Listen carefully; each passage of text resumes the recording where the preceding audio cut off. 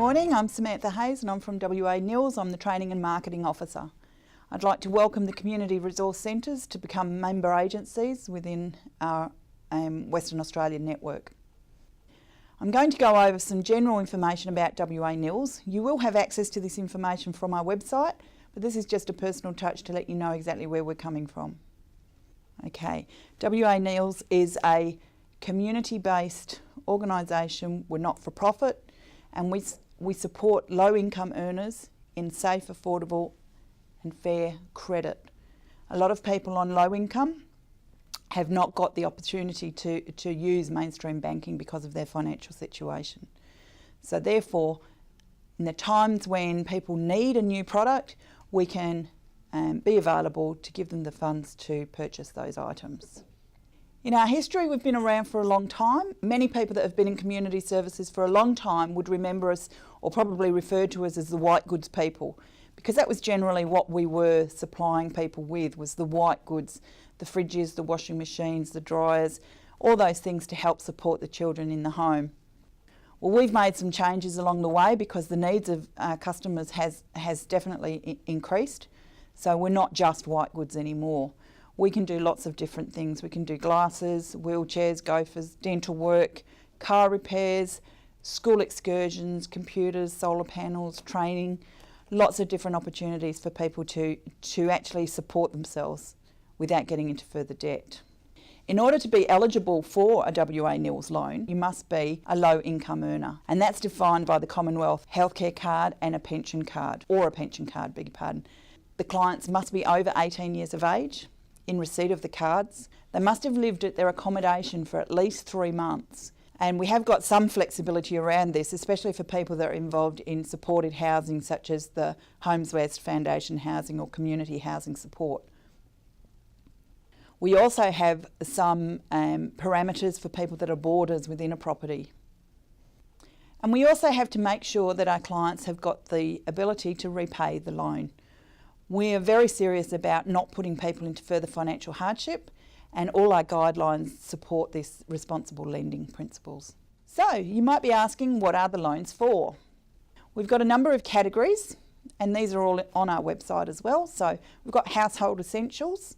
That's your washers and your dryers, your furniture. You might need some beds, you might need heaters, air conditioning, those sorts of things. Health and wellbeing, it's another high demand area, especially for people that particularly need glasses, they're never cheap, gophers or supportive aids, dental work, services. So we've got a category here that really hits the nail on the head for people in need. You never know when something's going to go wrong and you need some car repairs, so we're available for that. People that are planning to do driving lessons. For medical equipment, we have had quite a few people looking at getting the support for snoring issues, and we've been able to help successfully with that.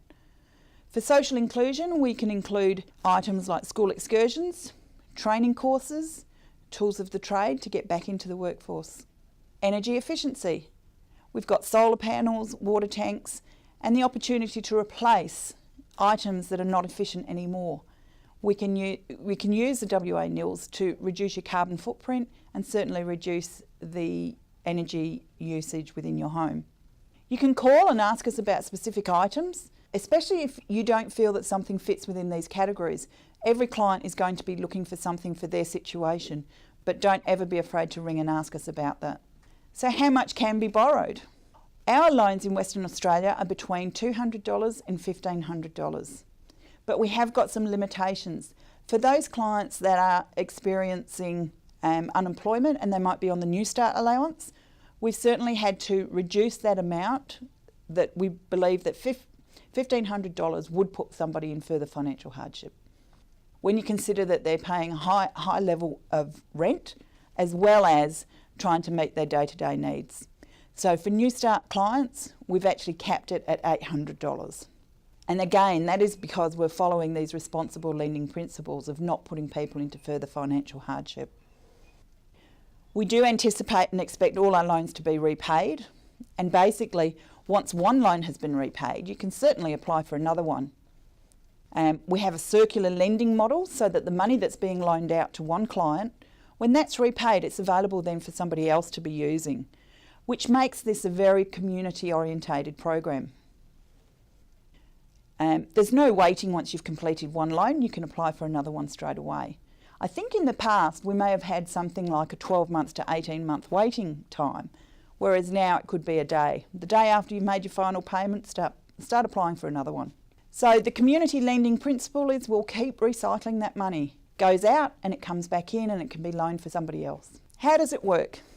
The client goes out and they get the best quote that they can for the goods or the services that they need. The client then applies for the loan, and if it's approved, WA NILS will pay the service provider or the retailer for the goods on behalf of the client. The client then repays WA NILS, and what we use is the Centre Pay system set up through Centrelink. So, once the loan has been approved, the client would receive a letter from us saying that the loan has been approved. They will also receive a Centre Pay deduction form. Once this is signed and returned to our office, we then pay the retailer. Then the client will receive another notification to say that the goods have been paid for, and then they can make arrangements for pickup. On the other hand, if a loan is declined, what we do is we make sure that we're giving the client some reasons why it's been declined. We'll also give some strategies on how to improve their situation. And we don't say that they can't apply again. They can apply again when they've put some strategies into place and certainly improve their situation. WA NILS is really happy to welcome the community resource centres on board. It's a program that's available throughout Western Australia, and it's certainly going to help local people in the local area. It's great that community resource centres are there. They're already providing lots of great services, and this is just another strategy that they can use to support their own community. So thank you. In summary, I'd really like to add that, you know, I've been travelling around WA and I've been visiting quite a few of the community resource centres. I'm blown away by the amount of things that are going on in the local communities. I just see that WA NILS could fit in there so perfectly for a number of different reasons. And one of them is meeting a need that's there in the community already, supporting each other in the community, and certainly meeting the aims of what your community resources centres are all about. I know that you've got some goals that you have to meet within your funding and projection, so I think the community area is what's going to really bring that all together. I can't see any reason why the community resource centres wouldn't take up the opportunity to offer the WA NILS service. It's certainly a feather in your cap towards meeting your social development aims for your community resource centre. So now all I have to do is show you how to fill out those application forms and get those applications into us for your clients. Okay, the first thing we have to do is go to the WA NILS website, and that is www.wanils.asn.au. You click on the agency's login. If you've never registered before, this is where your starting point is. What happens is your email address becomes your username, and you will be sent a password to log in. So your registration is the first step. Once you have logged in, you'll get a welcome message. On this agent's page, you'll be able to access all the information and look through the tabs at the top of the page, and you'll see all our documentation that's available to you. Take the time to have a look at these prior to doing your first application, because it'll give you a lot more information, just solidify the information that you've got so far. So when it's time to start your first application for a client, you log in and you click on the red box which says log in for a client application. You enter your client's CRN number, the client registration number, and press search. If the client has been entered in our system previously, it will come up that they're already in there, and you can continue on from there. If it doesn't come up, which if you're generally having a new client, that's the first time that they're registering, you need to enter their registration details. So you basically continue on, enter the client details. If the client is partnered, you must remember to include the second applicant, because the loan is for one loan per household. A partnership will show up in the Centrelink income statement, and it's also reflected in the supported housing rental documents. The information that you enter will automatically be populated throughout the application. So if you're putting in one adult with 2 children, that will populate throughout. So then the minimums will come up for an adult and 2 children within that that household. When entering information into the system, if anything is incorrect, the system won't allow you to continue. It will take you back to where that mistake was. And what it will do is tell you the reason why and then ask you to continue. When you're putting in information, you also need to put in some contact details for at least one person other than the applicants, so that we have got a means of contacting that client if we needed to. User registration. Enter your client's details. This can be done prior to your client arriving for an interview. There are some information parts that you need to be aware of. One of our catchments is ethnicity. You will have a choice of 3 ethnicities for your client. And what we're asking is to capture this information because it's part of our funding deal. So you'll need to identify if your client identifies as being Aboriginal or Torres Strait Islander, whether they are a called client, which is culturally and linguistically diverse. So we're talking about the people that come from a non-English speaking background. And then the last group is other. So now we're going to start the application. So you press Start Application, and the first part is loan purpose. You choose the category from the drop-down list of which category it is that that loan item is going to be. We have suggested that clients get 2 quotes. Especially in remote areas, we're not really that worried. We just want the clients to have that opportunity to negotiate a good price for the deal. So the client can purchase up to 2 items to a total of $1,500, except for those clients that are in receipt of a new start allowance, and the limit there will be $800. This next part of the application will now give you a loan application number. And when you send your documents in, it's really important that you include this number on those documents. We need to look at the bank statements in order to complete the budget. It's essential that we have as much information as possible from the clients about their spending. Clients may sometimes, for whatever reasons, try to conceal some information. Generally, that's fine because we'll have the evidence to support what is actually being spent by the documents that they supply. Please note, as you address the utilities, you will see that some of the amounts have been pre-populated. These amounts are set through research for the size of that family in that home. If you have evidence of the amount being less than what is populated, you can change that to the lower amount, and then on the right-hand side of that question mark, just put the reason why. And an example of that could be that somebody might not have gas in their property.